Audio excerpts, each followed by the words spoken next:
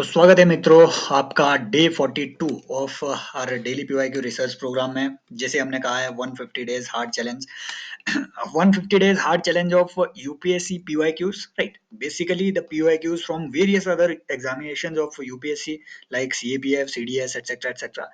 Because we know that right and every day मैं हर रोज आपको कहता हूँ कि यूपीएससी की ये टेंडेंसी है भाई, भरोसा कर लो। अपना एक्सपीरियंस है कि हर साल कम से कम 25 से 30 के आसपास के जो क्वेश्चन है वो यूपीएससी पीवाईक्यू पे बिल्ड करके आपसे पूछता है। इवन 5-6 तो डायरेक्ट हिट होते हैं। डायरेक्ट मतलब आपको दिमाग में स्ट्राइक करेंगे कि हाँ ये कहीं उसने पूछ के रखा था। This is why PYQ analysis is very important.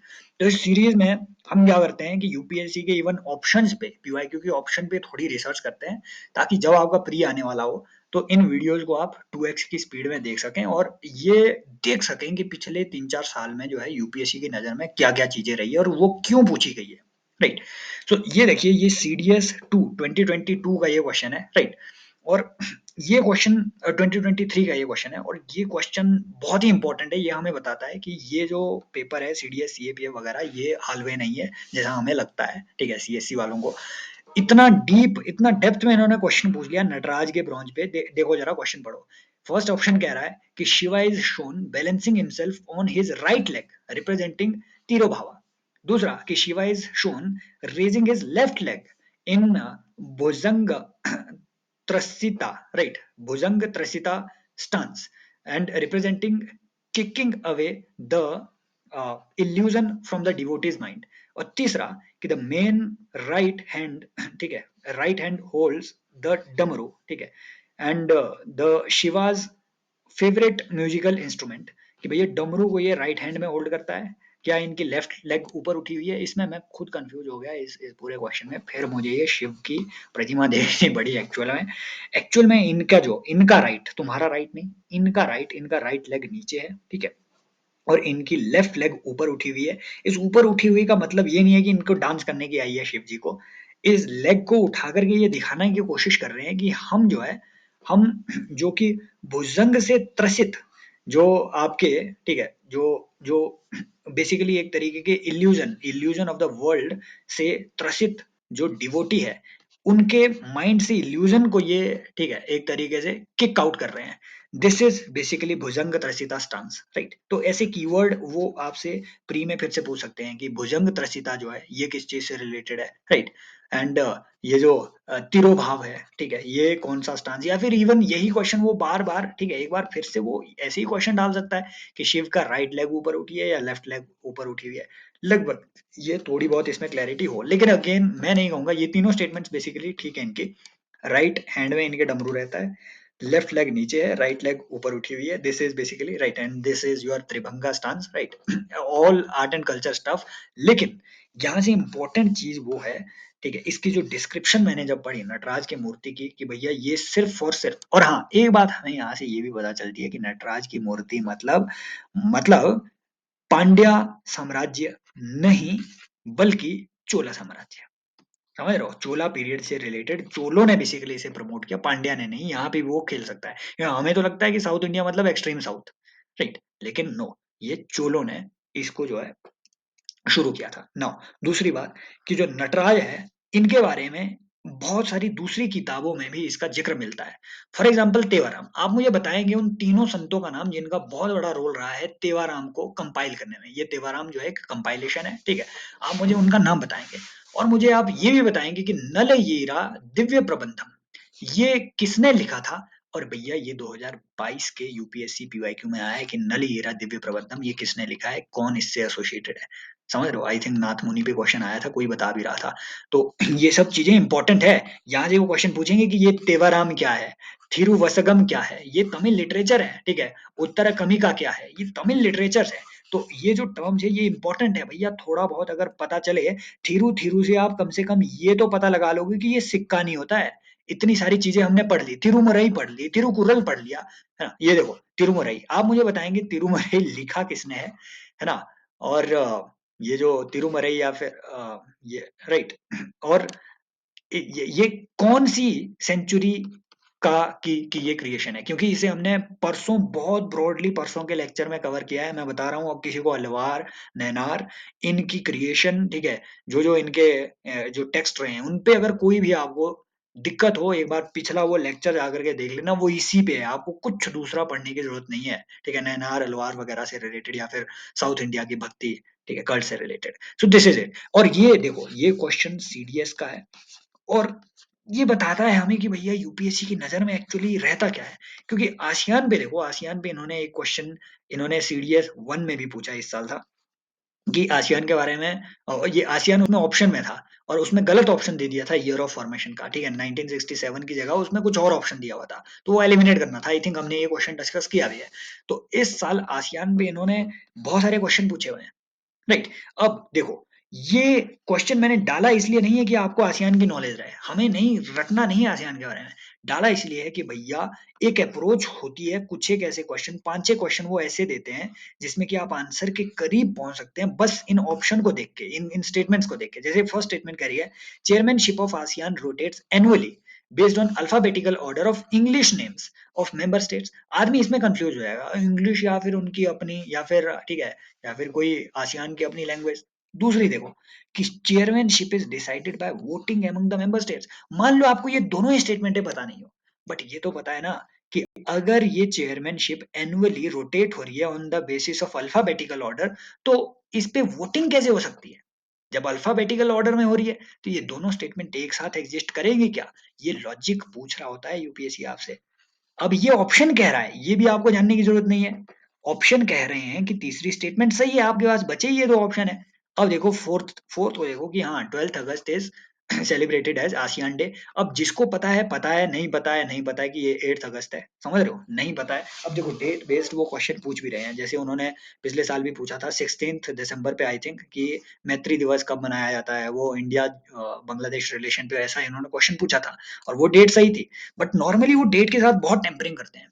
तो जहां भी आपको ऐसी एग्जैक्ट फैक्चुअल इन्फॉर्मेशन, जैसे यहाँ पे इंग्लिश है, तो एकदम कान खड़े कर लो, इंग्लिश नहीं होता ना भाई यहाँ, तो स्टेटमेंट को अंधी आंखों से सही मान लेना है। लेकिन ये क्योंकि कुछ एक ऐसी चीजें वो डाल देते हैं डेलिबरेटली, तो वहां पे अपने आप को अवेयर हो जाना है। मान लो अगर वो आपको स्टेटमेंट दे दे कि आप मुझे बताएंगे कि यूएन की जो ऑफिशियल लैंग्वेजेज है वो कौन कौन सी है, राइट, ये आप मुझे कमेंट सेक्शन में बताएंगे, राइट। तो स्टेटमेंट इसमें जो आपका आंसर है, answer is basically your 1 and 3 only, this is the correct answer, fourth is wrong, right.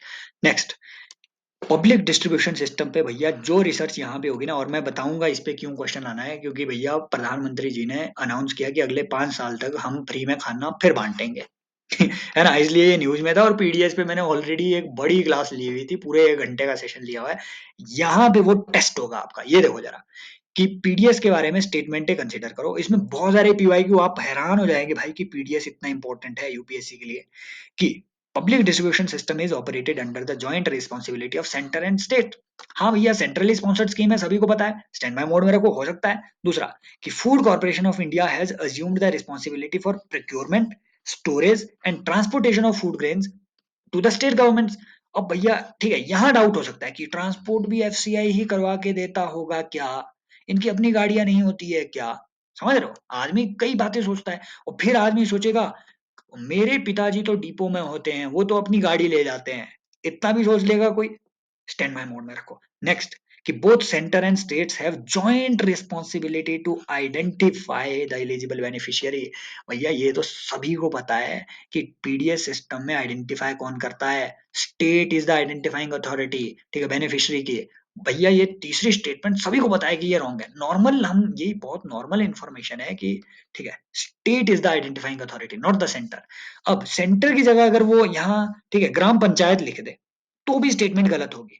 अब आम आदमी इसे सही मान लेगा कि हाँ, ग्राम पंचायत मतलब भैया हमें तो ग्राम पंचायत ने ही सिलेक्ट किया था राशन के लिए, या फिर जो भी ये मिल रहा था, ग्राम पंचायत गलत कैसे हो जाएगा, भैया क्या बोल रहे हैं आप। भैया ग्राम पंचायत गलत इसलिए होगा क्योंकि स्टैच्यूट में, एनएफएसए एक्ट में स्टेट को डेजिग्नेट किया गया है। अब स्टेट आगे इस पावर को किसको देगा, ये उन पे डिपेंड करता है, समझ रहे हो। तो statement third is wrong, statement third is wrong. बचते आपके पास दो ऑप्शन, ऑप्शन बता रहा है कि 1 और 2, तो 1 और 2 करेक्ट है ही है, इस पे आपको कंफ्यूज नहीं होना है। तो इसे छोड़ो, ऊपर की समस्या छोड़ो, ये आपको अब इन्फॉर्मेशन ऐड ऑन होगी कि हाँ कि भैया अब जो है प्रोक्योरमेंट के साथ-साथ ट्रांसपोर्टेशन की रिस्पांसिबिलिटी भी एफसीआई की होती है। ये आपकी इन्फॉर्मेशन ऐड होगी। फर्स्ट और सेकंड तो करेक्ट है ही है, ऑप्शन बता रहे हैं। फोर्थ देखो कि some states also distribute additional items to mass consumption through PDS outlets such as pulses, है ना। अब पीडीएस आउटलेट की ये बात कर रहा है कि पल्सेस, एडिबल ऑयल वगैरह वगैरह, हाँ देते तो है। किसी ने भी अगर डिपो में जाकर देखे होंगे, भैया वहां से दाल भी मिल रही है, एडिबल ऑयल भी मिल रही है, और ये सेंटर इशू नहीं करता है। सेंटर जो पीडीएस के थ्रू चीजें इशू कर रहा है वो नॉर्मली 3 चीजें होती है। नंबर 1 आपका राइस, नंबर 2 आपका व्हीट, नंबर 3 आपका कोर्स ग्रेन्स, ठीक है। राइस को वो देता है 3 रुपए पर केजी में, और व्हीट को वो देता है 2 रुपए पर केजी में, कोर्स ग्रेन्स को वो देता है 1 रुपए पर केजी में। अब इससे रिलेटेड आगे क्वेश्चन है, ठीक है, उस पे फिर से आएंगे इन इन पूरे कॉन्सेप्ट पे, अदरवाइज फिर पूरे पिघल जाएंगे। So answer is 1, 2 and 4। देखो भैया पीडीएस इसलिए इंपॉर्टेंट है क्योंकि ये जो सेकंड स्टेटमेंट है डिस्ट्रीब्यूशन ट्रांसपोर्टेशन वाली, ये इन्होंने ऑलरेडी पूछ रखी थी यूपीएससी के सीएससी में पहले, कि economic cost of food grains for food corporation of India में एमएसपी और बोनस इंक्लूड होता है। इसके साथ साथ और क्या चीजें होंगी? तो ये स्टेटमेंट कह रही है कि जो फूड ग्रेन्स की इकोनॉमिक कॉस्ट है फूड कॉर्पोरेशन ऑफ इंडिया की, जिसको इसे बियर करना पड़ता है, उस कॉस्ट में एमएसपी आ रही है और बोनस आ रहा है जो कि सर किसानों को पे किया हुआ है। इसके अलावा और क्या चीज आ रही है, ये पूछ रहा है आपसे, कि सिर्फ ट्रांसपोर्टेशन कॉस्ट, या फिर सिर्फ इंटरेस्ट कॉस्ट, या फिर प्रोक्योरमेंट इंसिडेंटल्स और डिस्ट्रीब्यूशन कॉस्ट, या फिर प्रोक्योरमेंट इंसिडेंटल्स, या सिर्फ चार्जेस फॉर गोडाउन। ये आपसे क्लैरिटी एक्चुअल में पूछ रहा है, ये आपसे ये नहीं पूछ रहा है कि हाँ आपको कितनी नॉलेज है, क्लैरिटी पूछ रहा है कि आपको क्या लगता है एफसीआई का काम सिर्फ गोडाउन तक होता है या फिर डिस्ट्रीब्यूट भी स्टेट्स में यही कर रहा है। बस ये क्लैरिटी पूछ रहा था आपसे। प्रोक्योरमेंट इंसिडेंटल्स में वो सारी चीजें आएंगी, ठीक है, मंडी कॉस्ट, मंडी चार्जेस, ठीक है, मिडल मैन के चार्ज जो भी, ठीक है, आपने कॉस्ट बियर की है, ये सब चीजें प्रोक्योरमेंट इंसिडेंटल्स में है। बीच में आपका गोडाउन भी है, और इसके बाद आपका डिस्ट्रीब्यूशन कॉस्ट भी वो एफसीआई ही बियर करता है, ये याद रखना। ये बनती है पूरी इनकी economic cost of food grain. और ये पहली बार नहीं पूछा है इन्होंने, पीडीएस से इन्होंने एक और क्वेश्चन पूछा हुआ था, 2001 में पूछा हुआ है, कि भैया गवर्नमेंट जो है फूड ग्रेन्स को डिस्ट्रीब्यूट करने के लिए जो जो जो ठीक है, जो स्टॉक पाइलिंग के लिए फूड को परचेज करती है पब्लिक डिस्ट्रीब्यूशन सिस्टम के लिए, उस बफर स्टॉक के लिए परचेज की हुई, ठीक है, जो गुड्स है वो किस प्राइसेस पे परचेज होती है? क्या ये एमएसपी पे, क्या प्रोक्योरमेंट प्राइस पे, क्या इशू प्राइस पे, सीलिंग प्राइस पे? पॉज कर लो, फिर ऑनेस्टली नीचे बताना आपने आंसर क्या लगाया। कितनों ने एमएसपी लगाया? नॉर्मली आदमी एमएसपी लगाएगा, but no, answer is procurement price.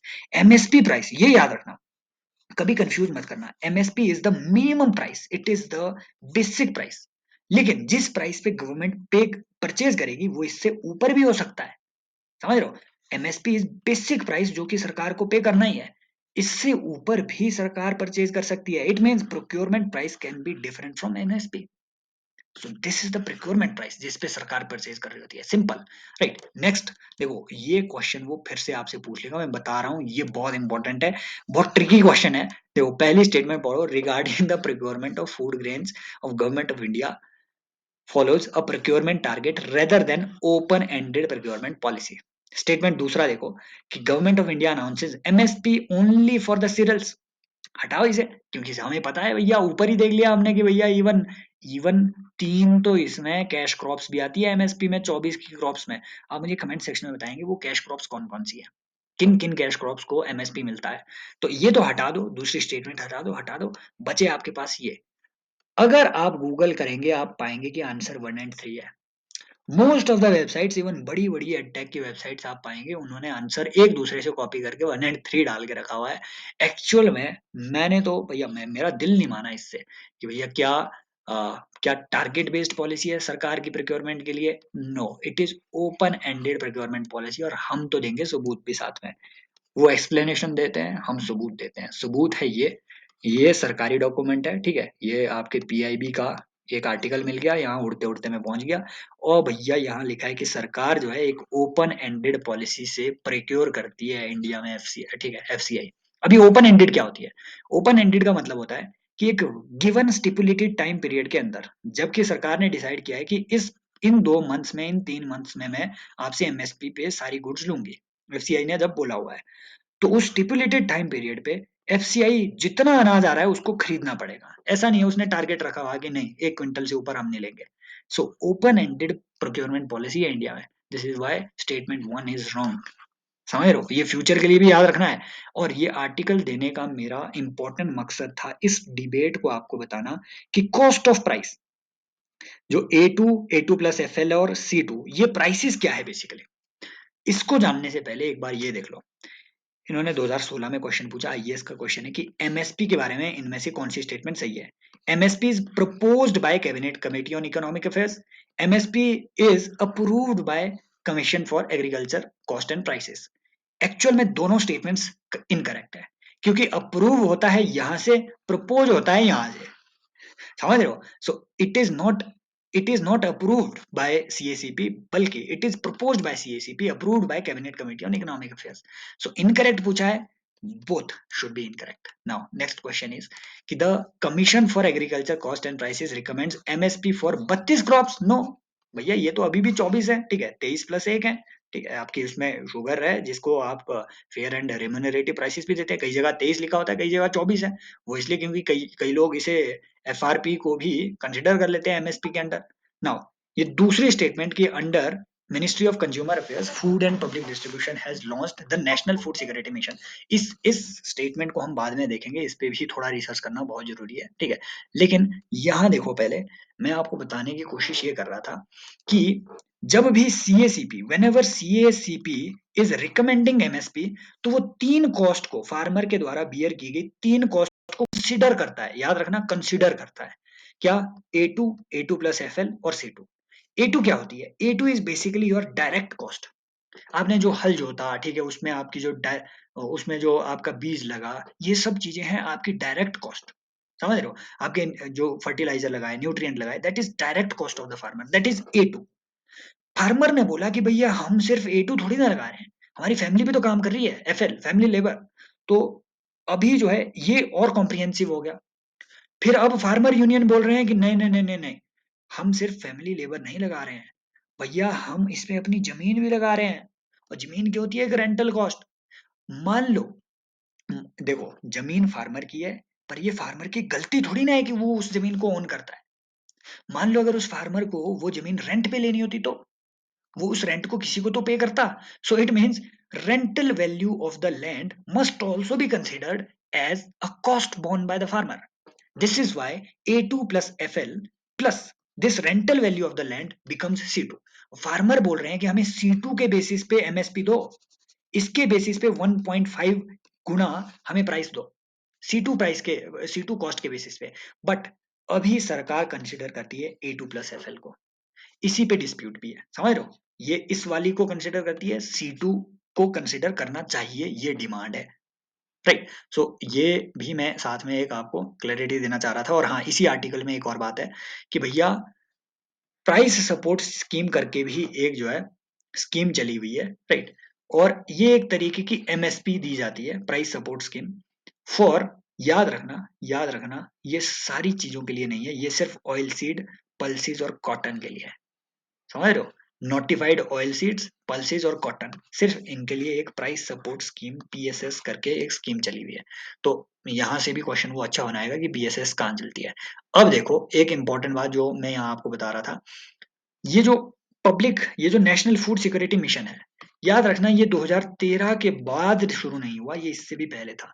NFSA आने से पहले भी आपका नेशनल फूड सिक्योरिटी मिशन है। और इसका मेन एम है अगेन एड्रेस करना, not demand side, supply side को एड्रेस करना।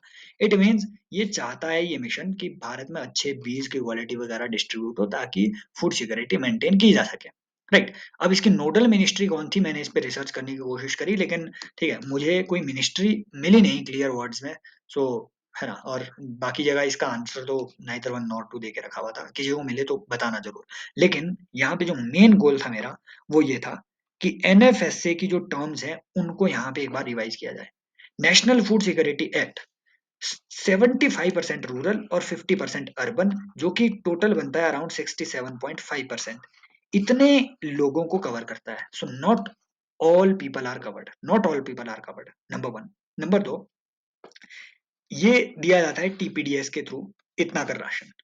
इसके अलावा भी एनएफएसए में ये बात लिखी गई है कि जो आपकी प्रेग्नेंट वुमन है, लैक्टेटिंग वुमन है, और जो आपकी, ठीक है, जो जो चिल्ड्रन है, इनको भी आपने, ठीक है, इनको भी आपने कवर करना है, इनको भी न्यूट्रिशियस फूड देनी है।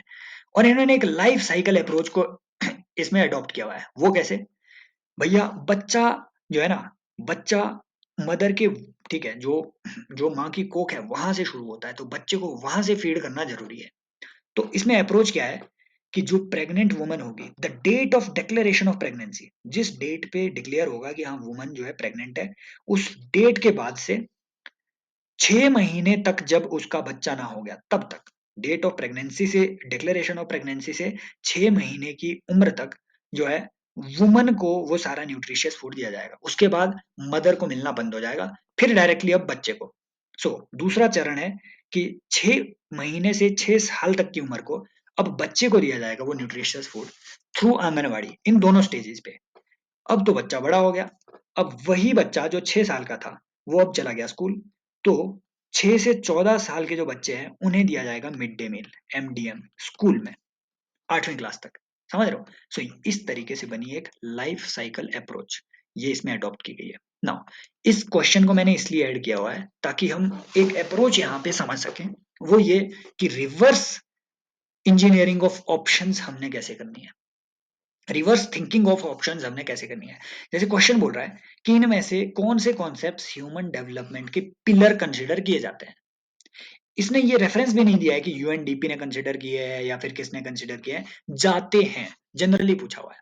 अब ऐसे ऑप्शन को जब आप पढ़ेंगे ना, आदमी कंफ्यूज होगा, प्रोडक्टिविटी होगा क्या, सिक्योरिटी होगा क्या, जहां जहां ऐसे आए ना, उसको उल्टा समझ लो। सिक्योरिटी नहीं होगा क्या, प्रोडक्टिविटी नहीं होगा क्या, कैसे नहीं होगा, सस्टेनेबिलिटी नहीं होगा क्या, तो इसको ना नेगेटिव में समझो। स्टेटमेंट को ऐसे रीड कर लिया करो कि productivity is not considered as the pillar of human development है। ऐसा कैसे हो सकता है? तो यहाँ नॉट नॉट लगा लिया करो, नॉट नॉट लगा लिया करो। फॉर एग्जाम्पल अगर वो बोले कि सम, है ना, some sponges in the deep oceans can can grow even in as high temperatures as 200 degree Celsius, बोला सम स्पॉन्जेस। अब मान लो आम आदमी सोचेगा कि 200 डिग्री सेल्सियस में स्पॉन्ज का तो भाई साहब उसका गर्दा उड़ जाएगा, वहां 200 डिग्री सेल्सियस में पिघल ही जाएगा वो। आम आदमी ऐसे सोच लेगा। बट प्रो लर्नर इसको दूसरी तरफ से सोचेगा। वो बोलेगा कि no sponge can grow in this temperature. अब जाओ भैया, यूपीएससी वाले क्या कहीं डीप ओशन में गए ये सर्च करने के लिए कि हाँ 200 डिग्री सेल्सियस वाले किसी डीप ट्रेंच में क्या स्पॉन्ज है या नहीं है। इसे रॉन्ग प्रूव करना कितना मुश्किल हो जाएगा यूपीएससी के, समझ रहे हो? तो इसे रॉन्ग प्रूव करना, ये इस तरीके से नेगेटिवली सोच लिया करो, और फिर आप कॉन्फिडेंटली 1 2 3 4 लगा पाएंगे। और ये बिल्कुल सही है पिलर। अब आपको रटने नहीं है कि ह्यूमन डेवलपमेंट के पिलर क्या है, क्योंकि ये जनरल थ्योरी है। ये जो चीजें हैं ये मैंने, ठीक है, ऐसे ही यहाँ पे डाल दिया एक तरीके से आउट ऑफ इंटरेस्ट, आप इसे कहेंगे। एक्चुअल में बताना मैं ये चाह रहा था कि जो चीज न्यूज में होती है वो यूपीएससी के हर एग्जाम में आती है। स्विफ्ट पे उन्होंने इस बार सीएससी में भी प्रीलिम्स में क्वेश्चन पूछा, स्विफ्ट पे उन्होंने ईपीएफओ पे भी क्वेश्चन पूछा, और ये सीडीएस में भी अपीयर हो गया स्विफ्ट सिस्टम, राइट। अब यहाँ से थोड़ी सी, ठीक है, एक इंटरेस्टिंग इन्फॉर्मेशन ये है कि भैया पहली जो सैटेलाइट कम्युनिकेशन सैटेलाइट है वो इतने पहले लॉन्च हो चुकी थी, और ये लॉन्च की थी भैया यूएसए ने। यूएसए ने अपनी, इनके जो टेलस्टार नाम की एक सैटेलाइट है, ये पहली कम्युनिकेशन सैटेलाइट है। ये बेसिकली एक गोला सा था, बाकी कुछ नहीं है, ठीक है, गोल सी सैटेलाइट। आप मुझे बताएंगे कि पहली सैटेलाइट कौन सी कंट्री ने लॉन्च की और उसका नाम क्या था? ये इंपॉर्टेंट है, आप मुझे बताना जरूर। अब ये इंटरेस्टिंग इन्फॉर्मेशन इसमें ये है, ठीक है, कि जो पहला, ये जो ऑप्शन है ये एक्चुअल में इनकरेक्ट है, और आंसर यही होना चाहिए, this is the incorrect option, because ऊपर इनकरेक्ट पूछा हुआ है। क्योंकि पहला जो दुनिया का first fibre optic cable link है ना अराउंड द वर्ल्ड, वो शुरू हुआ है एक्चुअली 2012 में। और ये मैंने शेयर इसीलिए किया, अदरवाइज मुझे, मैं खुद कोई रट्टे वाला क्वेश्चन नहीं देखता हूँ, लेकिन जनरल नॉलेज की ये एक अच्छी बात है कि टाटा जो हमारी कम्युनिकेशन है, इनका एक बड़ा रोल रहा है मुंबई एंड न्यूयॉर्क, ठीक है, के बीच। इन्होंने टाटा ग्लोबल नेटवर्क यूरेशिया, टीजीएनईए, ये दुनिया का पहला, ठीक है, round the world fibre optic cable network था, जो कि 2012 में शुरू किया गया। तो अपने टाटा जी का यहाँ पे भी लो है, वो सिर्फ सफारी नहीं बना रहे हैं, इधर भी उनका जो है ठीक-ठाक अपना करतब चल रहा है। आई होप ये करतब यहाँ भी ठीक-ठाक चल रहा होगा। 24 मिनट की बन गई यार, आज तो 2 बार रिकॉर्ड करनी पड़ी मुझे ये, क्योंकि पिछले वाली रिकॉर्ड हुई नहीं, मैं बोलता रहा। सो आई होप ये सेशंस थोड़ी बहुत वैल्यू आपके, ठीक है, यहाँ पे ऐड कर पा रहे होंगे। कमेंट सेक्शन में यार पार्टिसिपेट कर लिया करो। अगर आपसे पूछा जा रहा है, डू रिप्लाई, है ना? और डेफिनिटली आप जो है शेयर कर सकते हैं फ्रेंड्स के साथ आप ये सेशंस। और कमेंट सेक्शन में ये भी बताओ कि इन्हें इन चीज़ों को बेटर कैसे किया जा सकता है? और आपको वो तो पता ही है कि अगर टेलीग्राम ग्रुप को जॉइन करना है तो आपको लिंक आपको मिल जाएगा, डिस्क्रिप्शन में मिल जाएगा, कमेंट सेक्शन में मिल जाएगा, आप जॉइन कर सकते हैं। और मैं वहाँ पे शेयर करता रहता हूँ। I am very active on Telegram and also on Instagram etcetera everywhere I am, ठीक है, ठीक है। मुझे कोई एलर्जी नहीं है सोशल मीडिया से। So take care, bye bye, as always love you all.